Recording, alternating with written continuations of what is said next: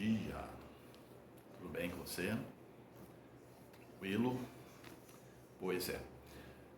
Na sequência que nós estamos vendo, nós tínhamos visto nas aulas anteriores, se não me engano, América Latina, vimos antes a Revolução Chinesa.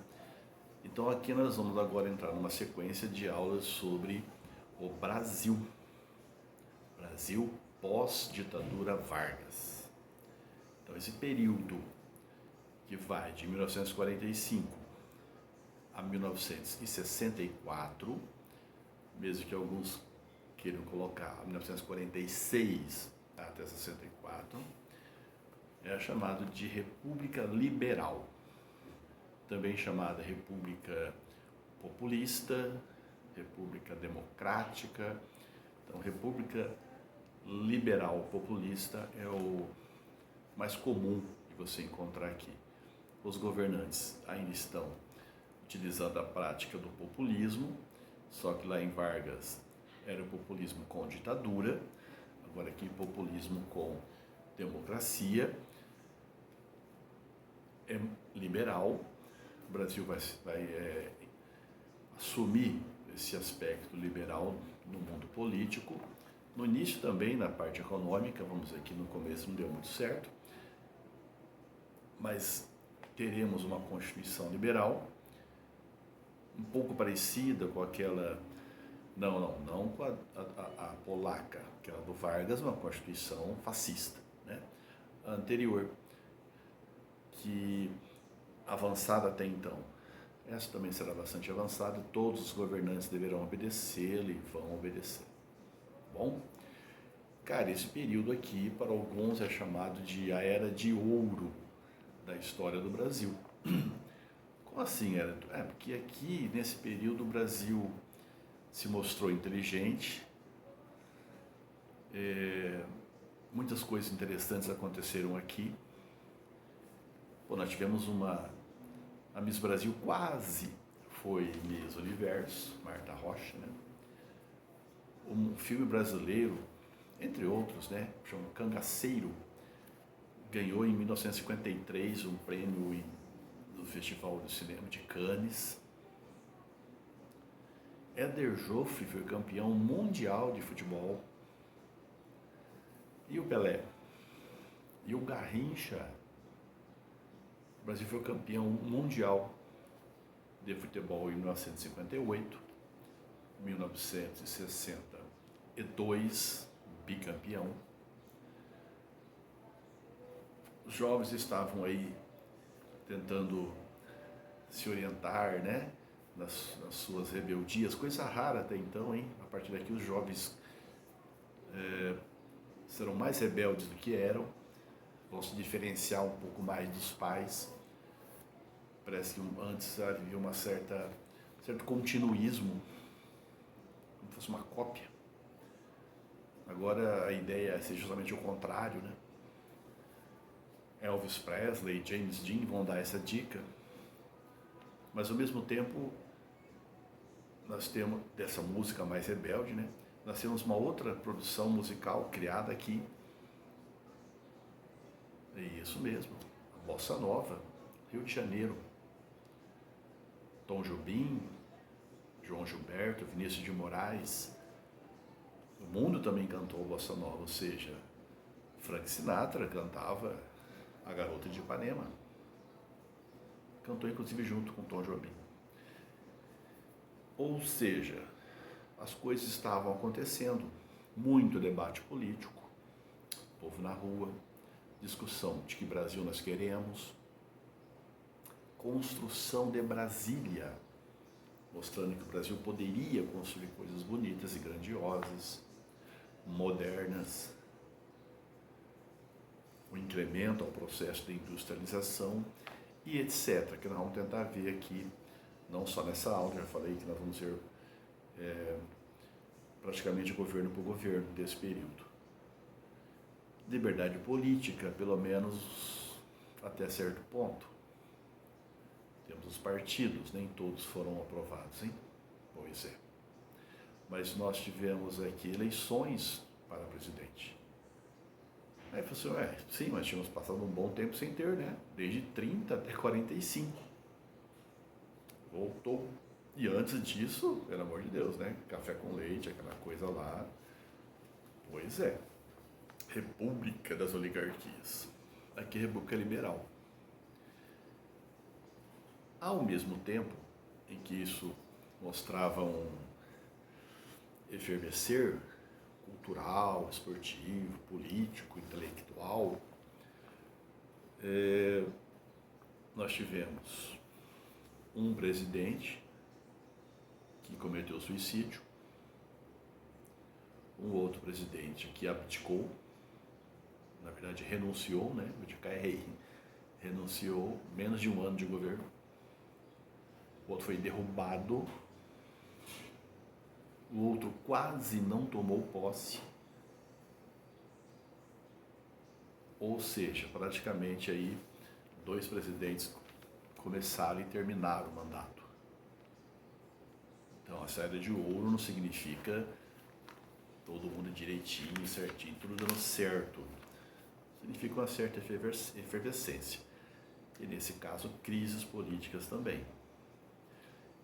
Esse período, além de ser chamado liberal e populista, é também chamado democrático para se contrapor tanto ao que aconteceu antes, como aquilo que aconteceu depois do período.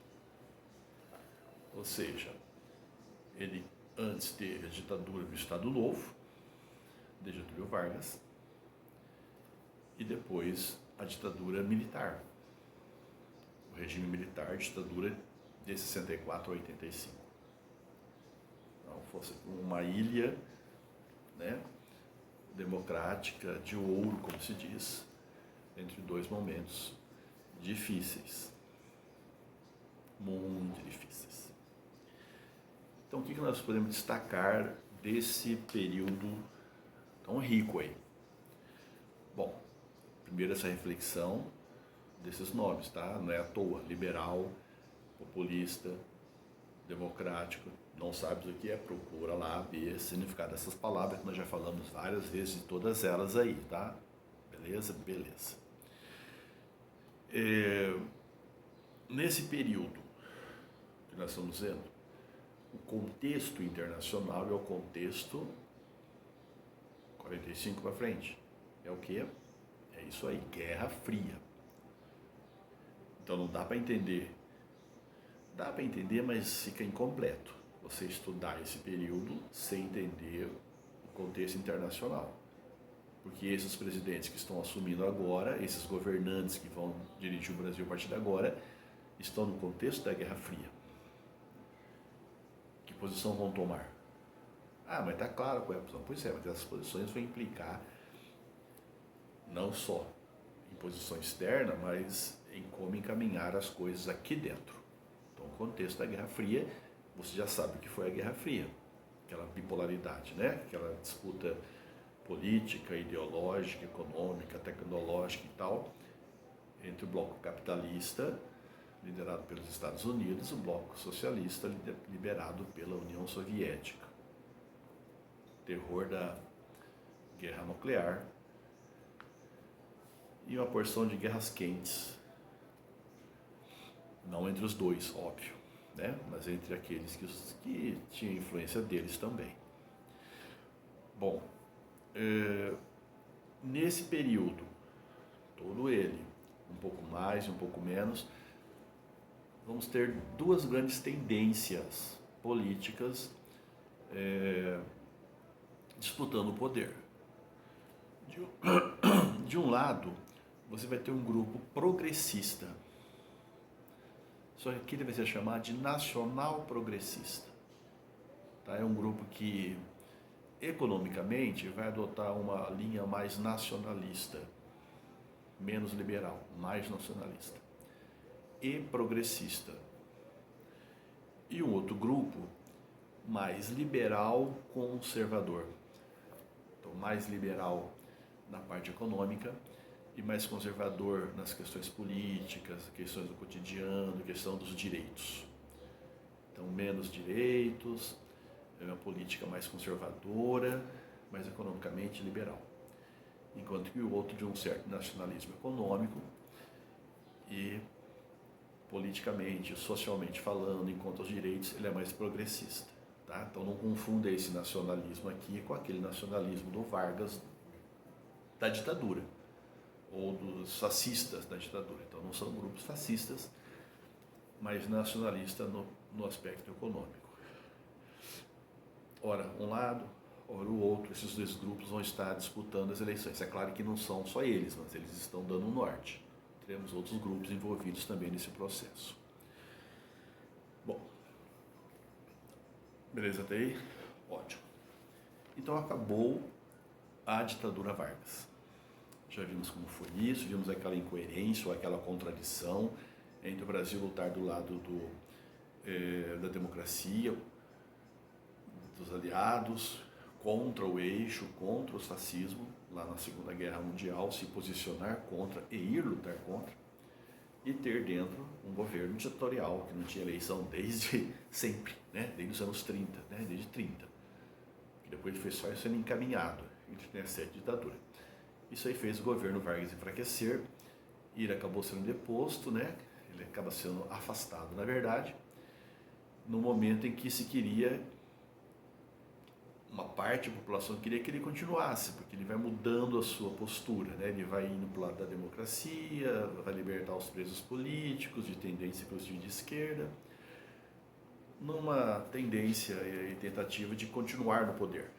Então tem aquele movimento queremismo, ou queremista, queremos uma nova Constituição, queremos a democracia com Vargas, lembram? Aí Vargas acaba sendo derrubado, tirado, por aqueles que até então estavam com ele, né? Com os militares que estavam com ele até aquele momento, tiram. E aí temos as eleições. E quem vai ganhar as eleições?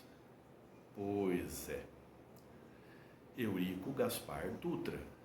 Aí você lembra que lá no finalzinho do Vargas, a Vargas dizia assim, votem no Eurico, mas se vocês quiserem, eu fico. Lembram disso? Pois é.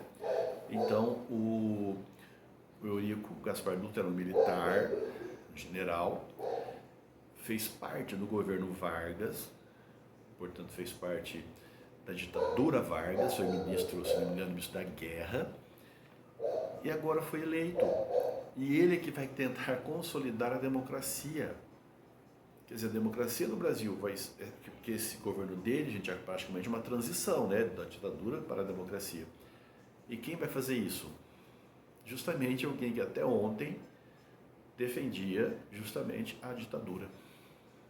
E agora vai governar para implantar a democracia. Pois é, eu ia falar só no Brasil, né? Mas acho que não é só no Brasil não. Mas que é uma certa incoerência, é. Mas ele foi eleito e ele assumiu. E que interessante, ele é um daqueles poucos, eu lembro que eu falei que nem todos os presidentes da CEP foram até o fim. Pois é, ele começou o mandato e foi até o fim, conseguiu chegar ao fim desse mandato. O Eurico Dutra disputou a eleição com o Eduardo Gomes. O Dutra sai pelo PSD e pelo PTB, os partidos que tinham tendências varguistas, inclusive, um mais da elite, outro mais trabalhista, mas os dois ligados a Vargas. São aqueles que vão dar sustentação para o Dutra. Ele ganha. O Eduardo Gomes era da oposição, da UDN, que vai ser a eterna oposição, que praticamente nunca consegue chegar ao poder aqui, e de tendência muito golpista, tá? Mas também com Iedo Fiuza, do PCB. Então o Partido Comunista lança o candidato, disputa, tem um número muito interessante de votos, eu ia falar razoável, né, mas muito interessante de votos. Parabéns para Iedo Fiuza e vários deputados do PCB